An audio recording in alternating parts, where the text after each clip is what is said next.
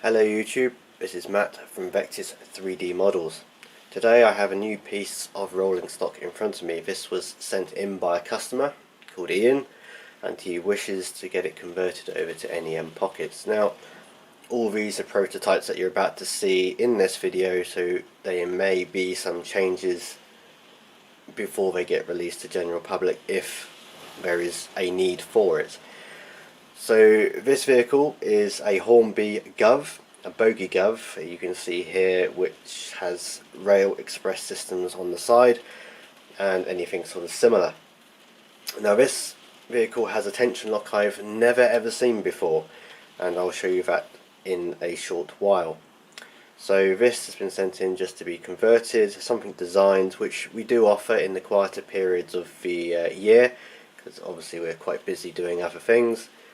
And also trying to get new releases out as well. So occasionally I have some time at the beginning and end of the year to have a look at those which we may not cater for. So this is a brand new one, and I'm going to show you how to convert it today, as well as the NEM pockets we're going to use.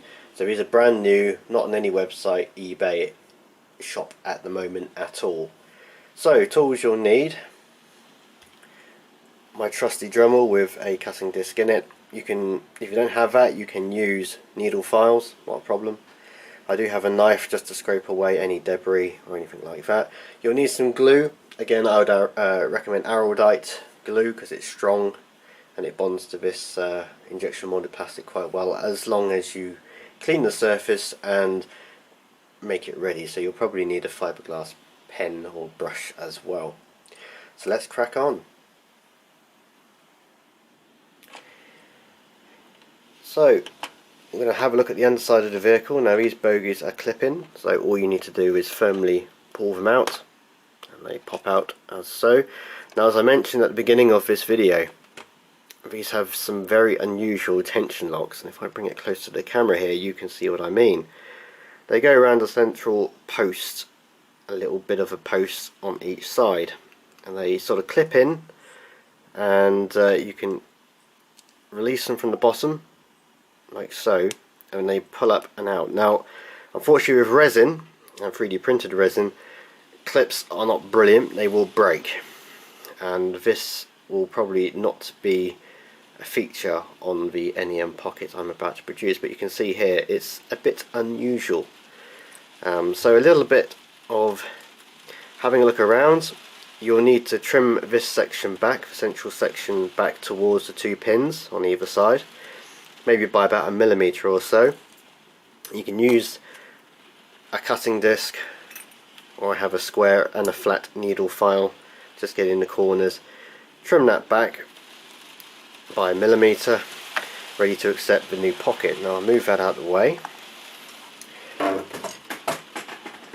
I have one of our pockets here. You can see it's basically the same connector, although just horseshoe shaped on each side, as the rain starts again. And these will just be glued onto here like so. There you go. In fact, that one did clip in, oddly. So you can see how it works, but this will be further back by 1 millimeter or so, just to keep it behind the basically the buffer beam of the carry, so it doesn't stick out too far. Now I've tested these Acadies already, so I know they're at the right height and ready to go. The only small modification I may make is to the top of the NEM pocket, which is very close to the underside of the buffer beam. So any uneven track work, it may be penalised by it derailing. So I certainly may take down the top of this converter just to give it a little bit more breathing room. Now you may say, well, why don't you just move it back even further? We could, but it would mean a longer NEM pocket and not a long enough tension lock. So if you want to use a different tension lock, magnetic coupling or whatever, so this is the problem. But anyway, we'll crack on and I'll make the modifications to the bogie. Okay, so you can see the end has been trimmed off slightly. If I bring that close to the camera, you can see that's been taken back by about 1 millimeter or so. So that gives us room behind the NEM pocket to clip something into it, otherwise it would be just too close and you won't be able to clip anything in. So that's been done and cleaned off with fiberglass pen and got rid of all the debris around it, and also a file as well.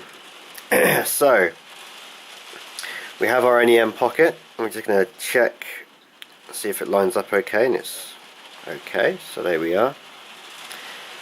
So that will need gluing in. So a little bit of glue around the top pin and a little bit of glue around the bottom pin, and that should be okay to hold the pocket. So I'll do that now and get that one all set and ready to go.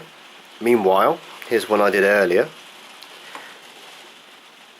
So this one's been glued and cleaned up and is all ready to go. So what I'll do is I'll put that on a piece of track with the height gauge for the KD, which lets me know this is at the right height, and then we'll put it back on the carriage or vehicle and see how it goes.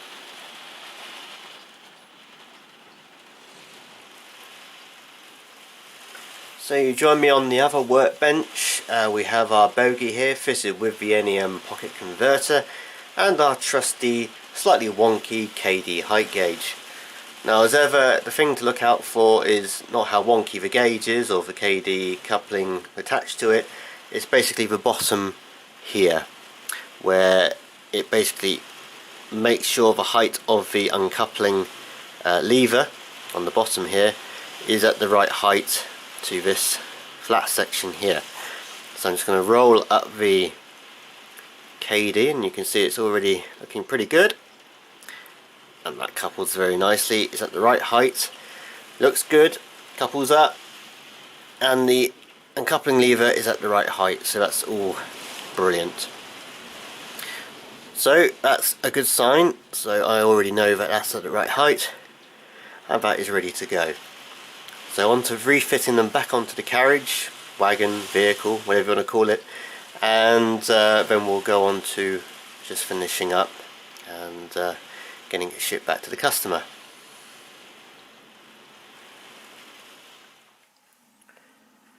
So there we have it, all back in one piece. Bogies have been reclipped into the chassis of the van. So just to go over it briefly, the NEM pockets are glued in with Arodite, one of the strongest glues we can use. Always remember to roughen up the surface of the NEM pocket and also the bogie where it's bonding. Other little notes, I would probably look at just filing away a little bit of the underneath of the buffer beam. It's incredibly close, so if you have any uneven track work, it may well derail the van, carriage, whatever. So you may need to just file off the underside, give it a little bit of room to move up and down. These NEM pockets here will only be available in sets of 4. They'll be £5 on eBay when and if they get round to being on there, and they'll be £4 on Made Me, which if you buy off Made Me, it helps reinvest money back into new products and bits and pieces, as we don't have the type of fees that eBay charge. So this will go back off to the customer who sent it in, along with a few samples so you can try them out, and then hopefully they'll be available online somewhere towards the end of November on the Made Me website. Hope this helps, and if you have any questions or possible requests, please send them in or leave them below in the comments. The email, of course, is Vectis 3D models, all one word, @btinternet.com.